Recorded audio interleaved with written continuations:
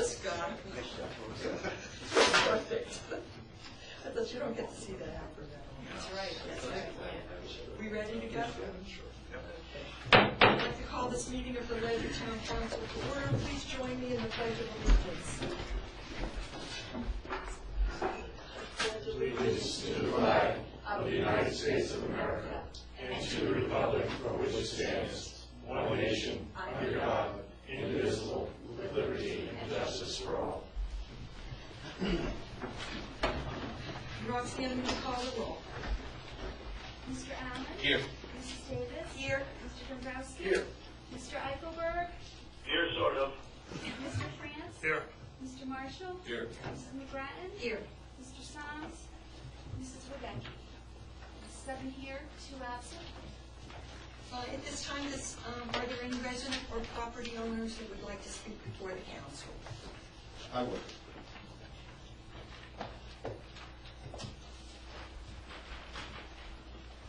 Good evening. Good evening. My name is Peter Gardner.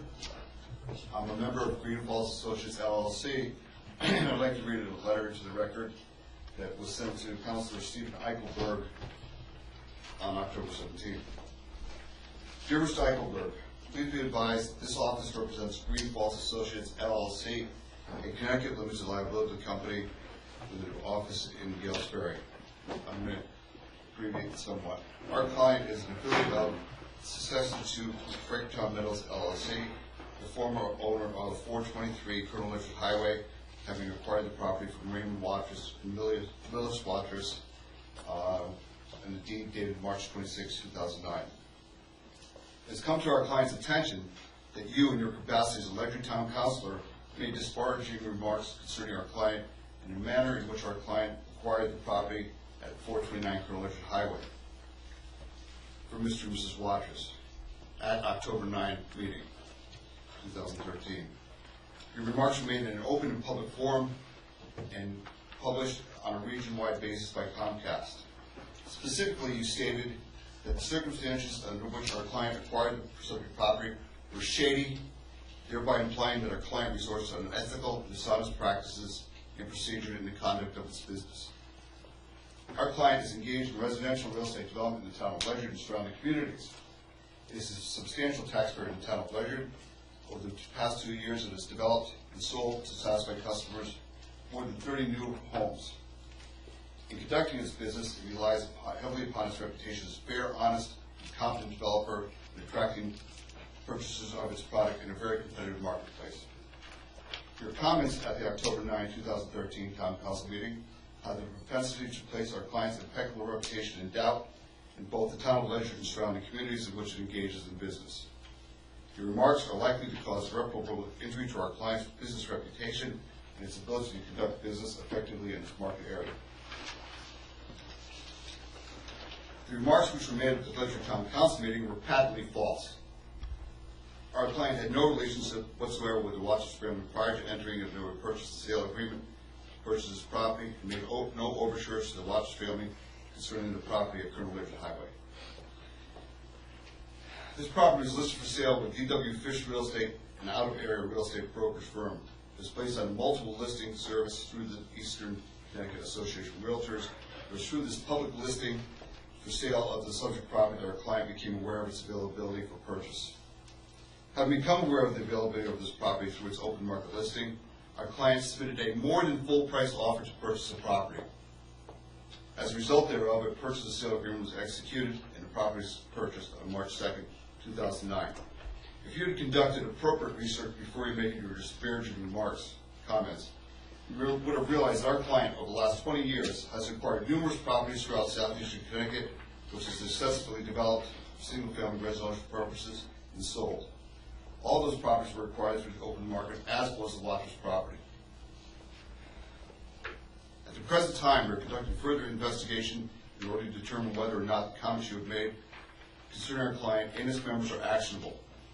In order to alleviate the potential litigation, seeking recovery for the damages which our client has and will suffer to his business reputation, demand is hereby made that you issue a written apology to Green Falls Associates and its members, Peter Gardner, Conrad Gardner, and Ronald Lewis. This letter must be read into the record of the next meeting of the Ledyard Town Council. thereby publishing notice of the erroneous nature of your comments concerning our client, expressing your remorse, and publishing those ill-advised comments. In addition, you must recuse yourself of any further matters presented to the Ledyard Town Council or any other public instrumentality of which you may hold a position or elected office which involves Green Falls Associates, LLC, or any of its members or affiliates. When Councilor Eichelberg made those comments, he didn't do it as an individual. He did it as a representative of the town of Ledyard, as the town council, as a representative of the council. They weren't statements of an individual. I've been doing public hearings and public speaking for 25 years. I've never gotten this excited about anything at any public hearing. I'm up here, and some of you have seen me in public before. This is outrageous, what he had to say. And along with my attorney's letter, I am demanding a public apology in the same form that I'm speaking now, a written apology, and he should resign from the council. Thank you. Thank you for your comments, Mr. Gardner. Does anyone else from the public have anything to say or would like to address the council? Committee, commission, and board reports. Do we have anybody here that would like to make a report? Are there any comments of town councilors? Yes, sir. On Saturday, October 26th, from 10 o'clock in the morning to 2 in the afternoon, Ledyard Change, Change stands for Citizens Helping Animals in Need, is having their first annual Stuff a Pumpkin event at the Ledyard Center School and Gales Ferry Fire Department. They are joining forces with Ledyard Social Services to offer a little something for the pets and the holiday baskets that they hand out at Thanksgiving and Christmas. We're looking for dog food, cat food, treats, toys, and pet store gift cards. And any donations would be much appreciated by Ledyard's pet owners. And a couple of weeks back, I reported that they were going to burn the house down in 214. The blue house was all boarded up and down. They never did. And a lot of people were wondering why.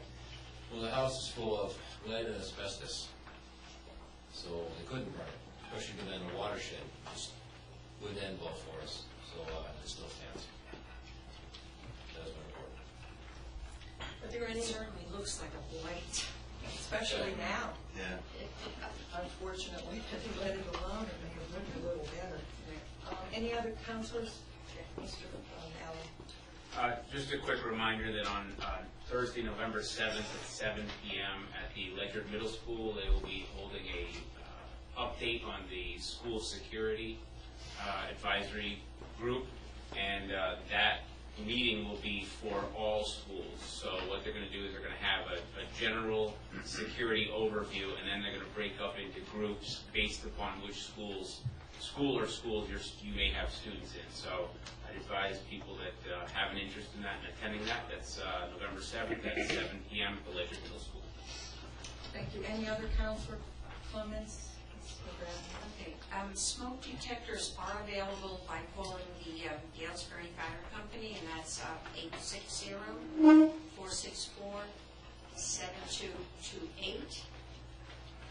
This Saturday, the town is going to launch Take It to the Box at the Ledyard Police Station on 117, and this would allow actually anybody to take any medication that you are not using any longer and put it in a box.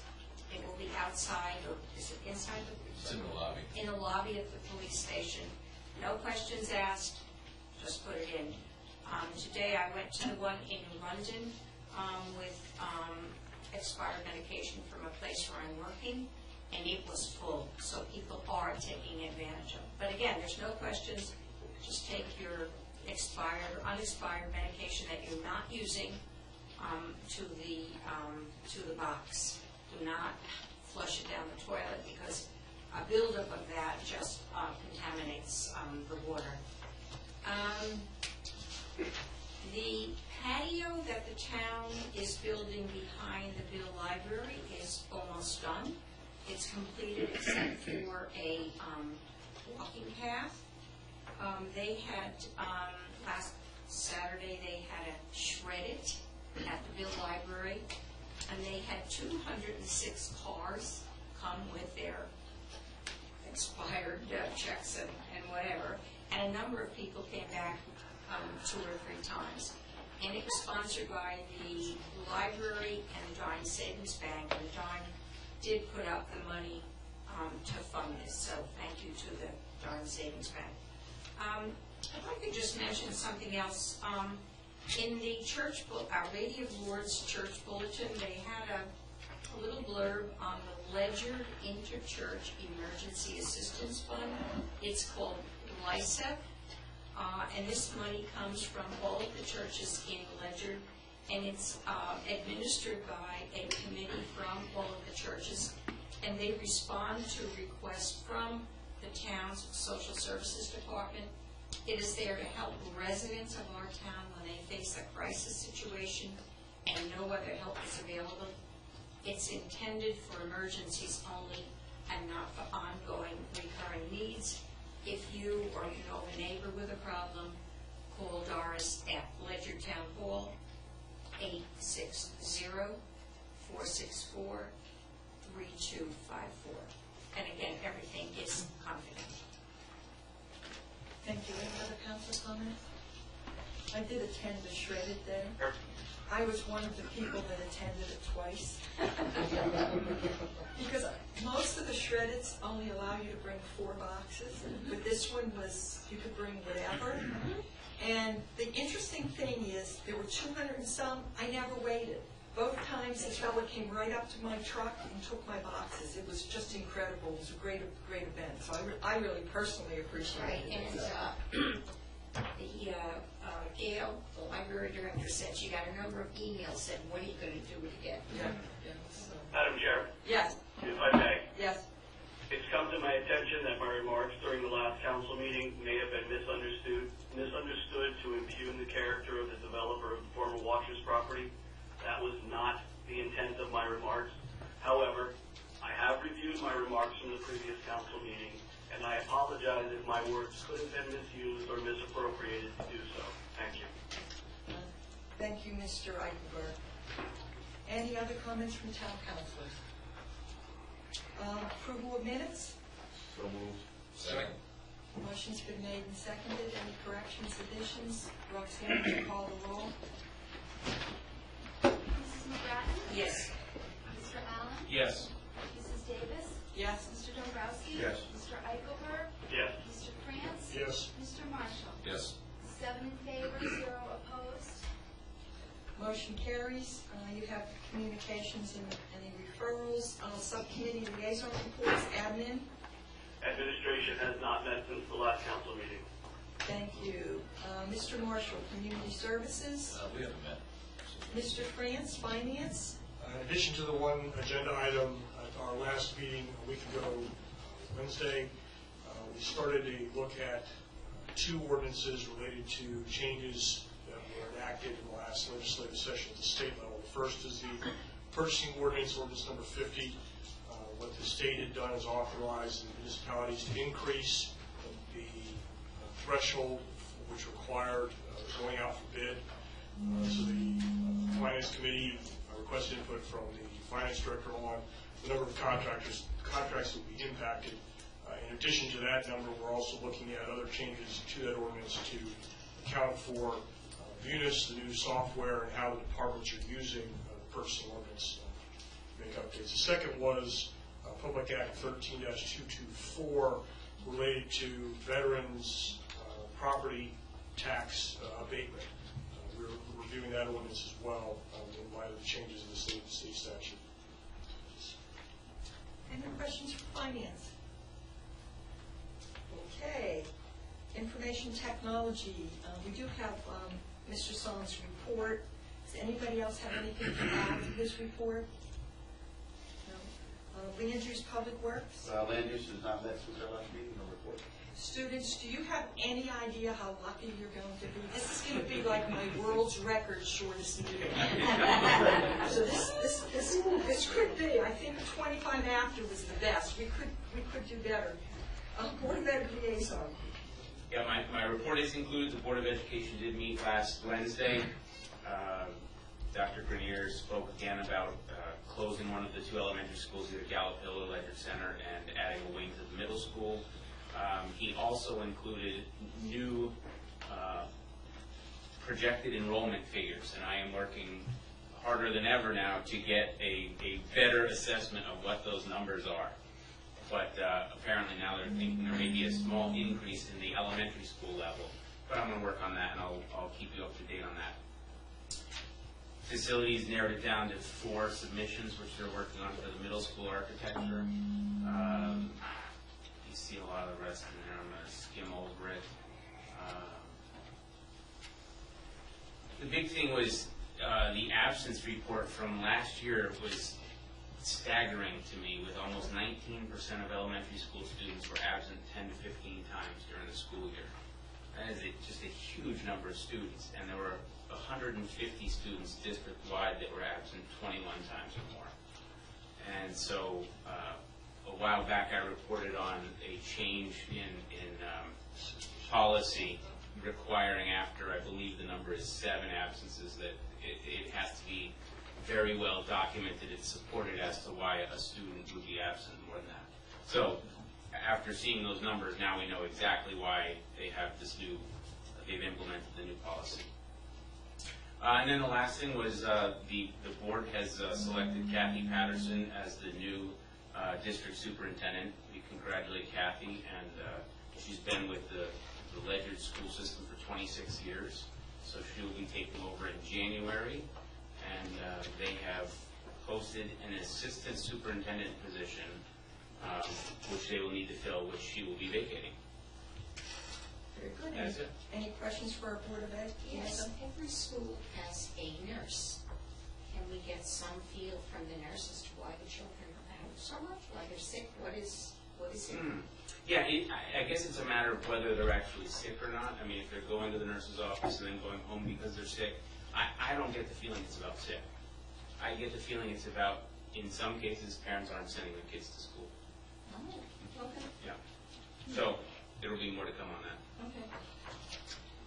Other liaison reports, Building Committee?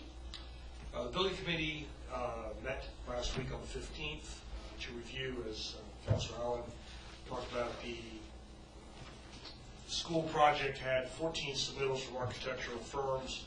They received those on the 10th of October. On the 15th, they met and reviewed all 14 submittals, down selected to 4 that they'll be bringing in for interviews next Monday. And at that point, they will make a decision either that night or at their regular meeting the following week, which architectural firm will get the task to make the preliminary design for the middle school addition, as well as looking at Ledyard Center School and Gallup Hill School for cost to renovate as new and add the addition on those buildings. Please report. Any other liaison reports? Just might want to mention that Bill's reports are in there as well. Yep, for WPCA. Report of the mayor. Hey, thank you. I attended a meeting of the Council of Governments Legislative Committee. They are trying to be proactive. The new legislative session will be beginning right after the new year, and the feeling is that the COG would like to identify what are some of the key issues for the towns and concentrate on those with our, first of all, among ourselves and then among our legislators. Since this is a short session and it's the second year of a biennial budget, there probably will not be as much time spent on spending because the spending has already been established. And you may remember that last year, the gun issue probably took up 2/3 of the session, and the budget was almost an afterthought and was done very quickly. So again, they're trying to identify what the issues are. There are 3, and these are not necessarily new to this session, but the first one is, of course, state aid to municipalities, trying to make sure that the towns do not suffer because of cuts to the state. You may remember that the governor's budget would have been devastating to many of the municipalities. The legislature's was much different. The second item is elimination or modification of the minimum budget requirement for the education budget. Several town representatives have spoken up throughout the year about that and how it hamstrings towns. I spoke up on that, indicating that it does, the way it is now, it does give you a partial credit for a reduced enrollment, but it does not necessarily make allowances for things like combining of schools, combining of staff. It isn't. And then finally, the third issue was elimination or modification of the car tax. There's a very strong feeling that the car tax issue will come back. Now, just from my standpoint, I made my little speech about the MBR because I feel very strongly it is an issue. I know Groton feels very strongly about it also. But it was interesting being there with the manager and CEO of New London and Norwich. They take a very different approach on the MBR, and their feeling is that the MBR really saves the school budget because in towns like that, because of the nature of their population, they don't have the excesses that we have. So you can see that even among the COG, you have the cities and then the medium and smaller towns that may have a difference of opinion. The elimination of the car tax was very similar also.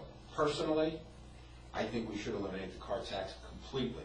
I know there's great fear that comes to the heart of most CEOs when they talk about that, because the thought is, well, if we do that, we're going to lose, in Ledyard's case, maybe a couple of $1 million, and what do we do with that?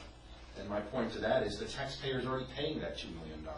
And I would have no problem explaining to the taxpayer that, hey, that $200 or $300 or $400 you're paying on your car, you're now going to pay on your house. And, in most cases, you should not see much of a difference.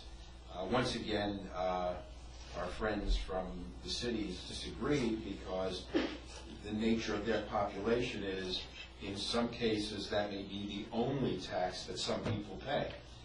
And they're talking numbers like $6 to $8 million.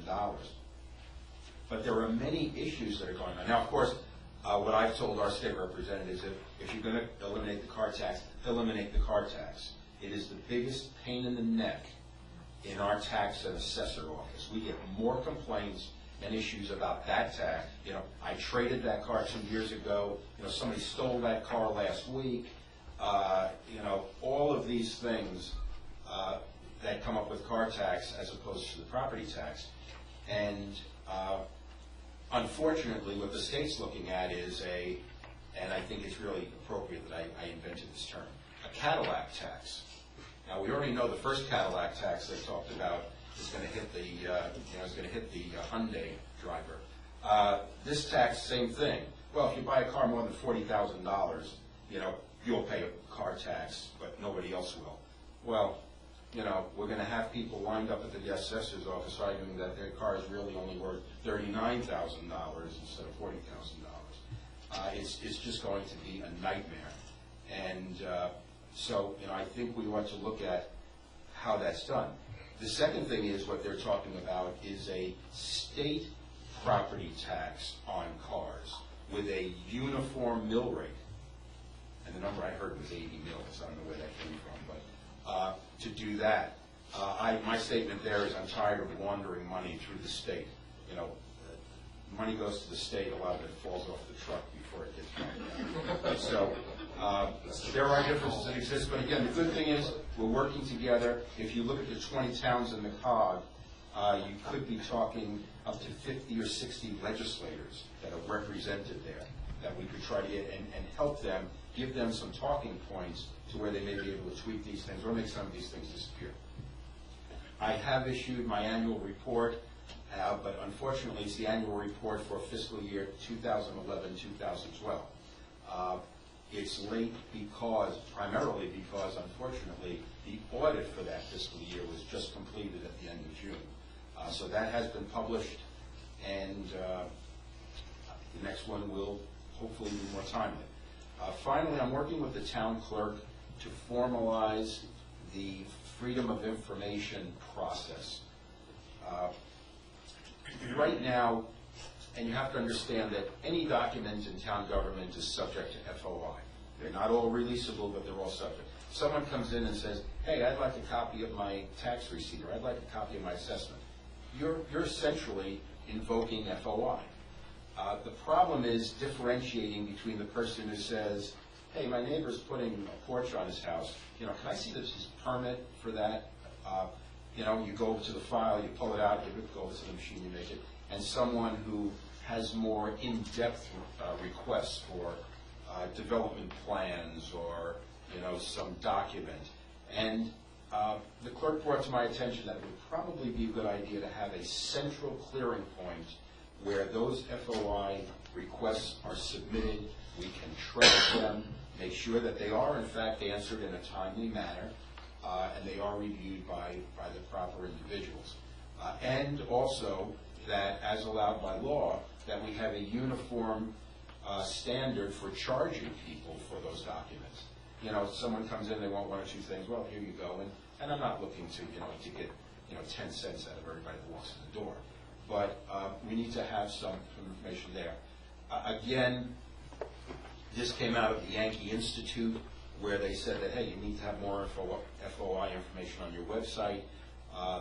We did that. We did change our website somewhat to make it more visible, although FOI information has always been on our website under the clerk's office.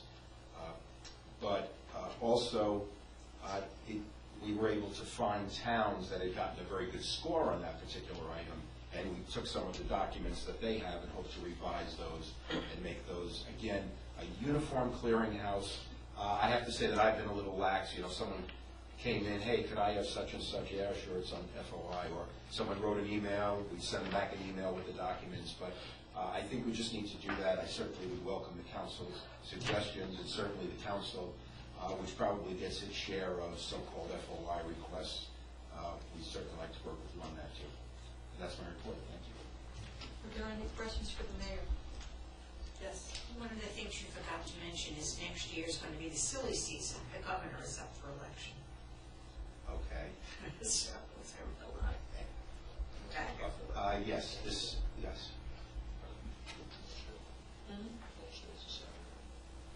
Oh, mulch day, that's right. Oh, I'm Mulch sorry. day is Saturday. Oh, okay. Yeah, there's a lot happening. I appreciate Mary mentioning about the used drug. I can never think of a drug box that we're putting down at the police station. I really want to commend Ledyard, Lieutenant Finkelstein, and the DEA, and there's another person here in the state. We were told when we first found out about these boxes that some of the Waterford, Groton, Montville had that. Well, you can't do that because you have an old police station, and you can't. There's no place to attach it to. You could probably pull the whole police station over. And we were able to pull a string, and Ledyard got the grant to buy it, and found out that if I can screw that thing down into the concrete, I could certainly be as good as anybody else. And we're able to find. And then there was no space, and if you go in there, you'll find that there's plenty of space. So I think that's great for Ledyard. Hopefully, in about a year and a half, we'll be moving it up here to the new police station. Saturday is mulch day 2 at the landfill. It's a great time of year to work in your gardens. We have a couple of mountains of nice mulch up there. It's been ground,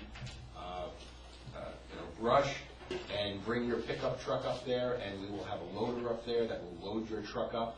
Come as many times as you wish, and help us help you. So, thank you very much. Any additional questions for the mayor? Thank you, Mayor. There's no old business. Would anybody like to amend the agenda under new business at this time? Okay, admin. I make a motion to adopt the proposed amendments to an ordinance establishing a conservation commission for the town of Ledyard as contained in the draft dated October 9, 2012. There you go, you have a second. We've discussed this obviously briefly under the public hearing. Did you have anything else to, you're going to make those corrections? I'd like to make a friendly amendment to change the word under section 3 of powers and duties so that the second line now reads, periodically review and recommend proposed changes to the plan of conservation and development. And also strike the Greenway plan for inclusion in the plan of conservation and development, as recommended by the chairman. I thought you said in the public hearing that was language of states. Yeah, I recommend leaving it in there. I recommended leaving it in there for the admin, Okay. because that's the way, those are the words that are in the state statute. Okay. It can also be interpreted along with proposed changes to it. Okay. DOC needs. So it's in alignment with the proposal by Mr. Cherry. Correct. Got it. Okay. Thank you. Any questions? So is that language in or out? Now, It's out. Yeah, I saw that now.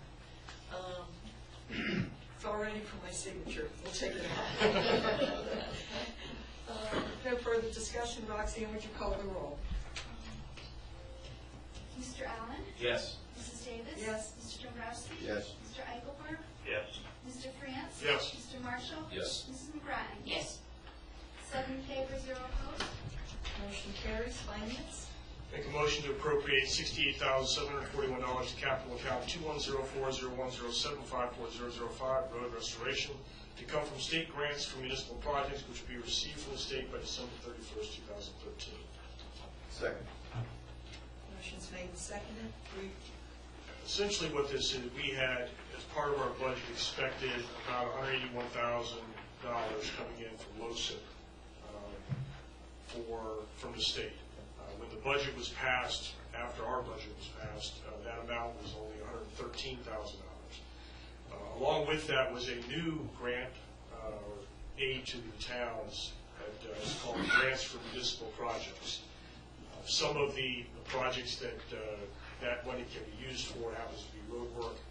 And so in order to make our budget whole, we took a portion of that, approximately $69,000, to make our capital improvement plan whole. That's what Any discussions for finance? Roxanne, would you call the roll? Mrs. Davis? Yes. Mr. Dombrowski? Yes. Mr. Eichelberg? Yes. Mr. France? Yes. Mr. Marshall? Yes. Mrs. McGrattan? Yes. Mr. Allen? Yes. 7 in favor, 0 opposed. Motion carries. Just briefly, because we do have some time, I had sent, or Roxanne had sent an email out for me yesterday in regards to, if you had a minute or two here to discuss perhaps some items that you are looking to forward to your next committee. This is our last meeting before the election, so it seems like an appropriate time to do it, and I wondered if the committee chairs had any comments about perhaps what they're looking forward to over the next 2 years as far as their committees and what they will be forwarding to the committees, the new committee coming in. Anyone? After the list that I started for land use, which was along with the normal stuff that we have that's continuing on, like the budget center committee, the review of property, the blight ordinance, just watching that. Further things that we're going to pass on to the next council is going to be the posting the signs for informational signs for bicyclists, the 3-foot right away, supposed to be managed by state law. Updating ordinance 45, that work is continuing and getting input from the Planning and Zoning Commission and the Public Works Director. Continue to investigate proposed future uses for the Clark Farm. Work that's going on Lambtown Road as far as the replacement of the culvert and maintaining it as a scenic highway. And working with the EDC to update the lease and develop the policies for the future of the Fair Landing. Very good. Any other committees? Mr. Marshall? Let's go right down the road here. Yeah. We were working on the Administrator of Emergency Services job description a while back. Some of the players have changed since that came out, so I'm going to investigate to see if those are still issues or not, and if we should still proceed with those changes. And we will continue to support the Tri-Town Trail in their efforts, and whatever we can do to hurry them along. And we are currently working on the dispatch issue, trying to attract other towns to form a regional center. Thank you. Any other council? I just have a question, and in curiosity, has there been any complaints or any violations of the blight ordinance, since it was Okay. instituted? I thank you. I was going to report on that this evening, but I will not repeat myself. We believe we have a third person to serve on the blight appeals board, and that's what we were holding off. We have an official, an enforcement official. We wanted to get that board in place. We think we have that person, know by any day tomorrow, and then we'll be ready to move that. We have not accepted any complaints. I'm sure everybody has their top 10 list here in town, and I'm sure we will see those shortly, but we have not filed any complaints. Certainly our zoning official, when he goes to sites, and our building official could do the same thing, they certainly have that tool now that they can use to say to people, hey, you've got an issue with that, and I've sent them out on some issues with that. But no private citizen has come forward to complain about a neighbor's property? Oh, constantly. Oh, okay. I thought you meant where we But I have mean, formally followed up. is it a violation of the blight ordinance? Or is it just a neighbor? We haven't established the complaint process, just like Okay, we have a okay. zoning complaint process. Now, the issue, and I think we've talked about this, is most of the things people complain about are these zoning issues, or Okay. many of them are. Right. But we expect to get that off the ground. Okay. Thank you. Any other counselors? Yeah. For the transition, things I plan on turning over, first, the draft budget levy directive, I'm going to finish those up before the election, so they'll be ready to go for the next committee. And then the two ordinances that I mentioned in the council comments related to purchasing ordinance, we should be finished with that language in the next week. I talked with Finance Director, she believes next week she can have that language. That draft should be done. The one related to the veterans will be just a turnover to continue look at that ordinance.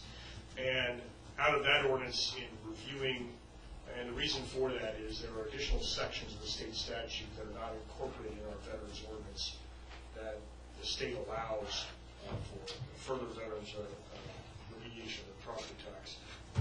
And then when I was looking at that, both this year and 2 years ago when I ran for council, the mantra has been discussed about how expensive it is for retirees to stay in town. And we have an ordinance that allows for retirees who are relatively low income. And so based on that is to look at that and see where we are with that ordinance as well. What's the impact to tax revenue, and is it at the right number?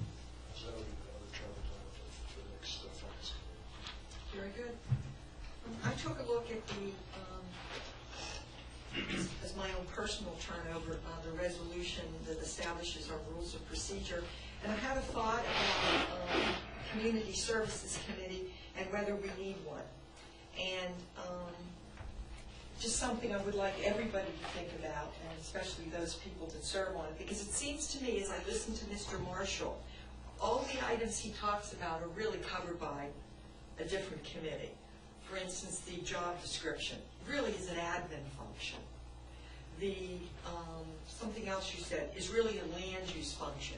And I just wonder with us having an additional committee about 3-4 years ago, the IT committee, whether we might want to consider restructuring the formal committees. But I probably let those that have served over the years, and Mayor Rodrigo, did you ever serve on